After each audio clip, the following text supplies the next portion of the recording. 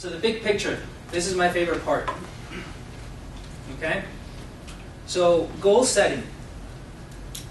I know that a lot of people have a lot of experience in setting goals, and a lot of people have probably taken goal workshops. I've done a lot of them. And I can't tell you how powerful this was for me when I first learned it. So, you know, your goals must be your goals. Not your friends, not your wife's, not a goal that you think is neat or cool. It has to be yours. And I've caught myself setting goals that I thought were cool, and they had no meaning to me. Right? So don't get caught up in that trap. Your goals must be meaningful. But I can't emphasize how that, how that means. I can't emphasize what that means enough.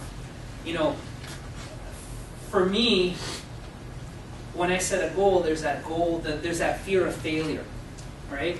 So what I do is I go out and I tell a lot of people. I tell people that I look up to, right? Now I've got the fear of disappointment, the fear of failure working to my advantage.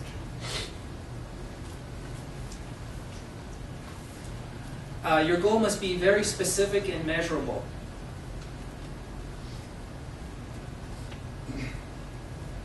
Right? I ask people, I get people to read me their goals all the time, and they're like, yeah, I want to buy real estate in the next 6 months, and yeah. What does that mean? Because that's not a goal. You don't know when your goal is going to start. You don't know when it's going to end. And you want to buy real estate. I want to make more money. Well, here's $1. Shut up and go away. Right? So you need to be very careful with your goals and how you set them. They also have to be very flexible. And here's the trick. If you want to make $30,000, you got to be happy with making 25. But you can't be happy with making 15. So I'm not very big. I'm not that, I have my big, hairy, audacious goal, but I only have one. Does everybody know what that is? So yeah, this could be my big, hairy, audacious goal. 1,000 financially free individuals, right? I just went blank. I actually have 950 to go. I got 50 already enrolled that I'm going to make financially free. What was I saying? Because I just drew a blank. Oh yeah, it needs to be very flexible. Yeah, so I'm not very big on setting big goals like that. I'm not the kind of guy that's going to say, you know what, shoot for $1 million, and if you make $100,000, woohoo! Because to me that's not a goal, right? You want to make your goal realistic. And I challenge, I'm never going to tell you whether your goal is right or wrong. What I'm going to do is I'm going to challenge you to reevaluate if your goal is realistic. So I've had students that come to me and they say, yeah, Dario, I'm going to take your course and I'm going to buy real estate in 3 months. And I'm like, whose course are you taking? Because you're not doing it in my course. If you're buying real estate in 3 months, you better already be looking. Because if you're not, it's not going to happen in 3 months. Unless you have $1 million and you're going to go out and pay cash for whatever shows up. Right? Your goal must be challenging and exciting. It must get your blood boiling. When you start talking about it, you should lighten up like a light bulb, right? Your face should just be happy. You ever talk to somebody like that when they're so passionate about what they're doing? That's what you should be like when you're sharing your goals.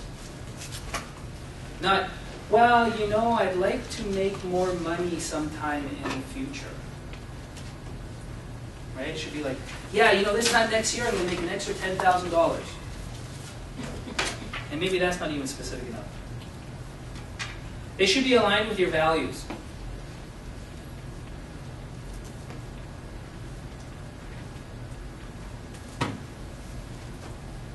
They should be well balanced.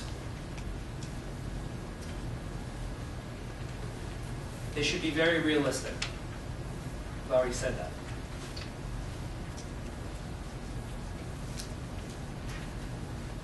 And you should include some kind of contribution.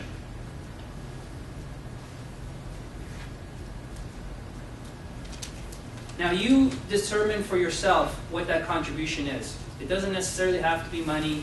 It doesn't have to be charitable. It could be your family.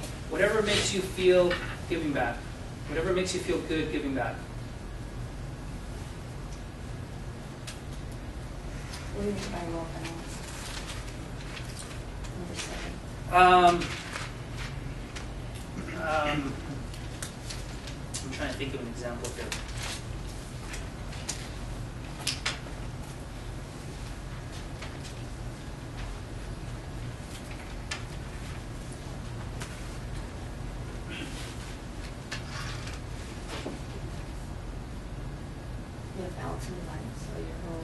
Yeah, you're life isn't like wrapped around this goal, but you've got other stuff as well. So right. So it's not like you're balancing your life. The goal that's not necessarily real balance, but your life should be balanced. Forgetting it. Like I referred to how you had to my course at the university to write this thing about our life, and I completely forgot the relationship part. My teacher came back to me, he's like, "You didn't write anything about your relationships." I was like, "Oh, okay, right, balance." That's right. That's correct. And the other one is, for example, I set a goal once. Well, what I did was I wrote down 101 goals, and I had to accomplish them in 1,001 days. So every 10 days, I was doing a goal, and it was just my whole life stopped, and all that was focused on was planning my next goal. Right? So that's not balance. I was trying to think of an example.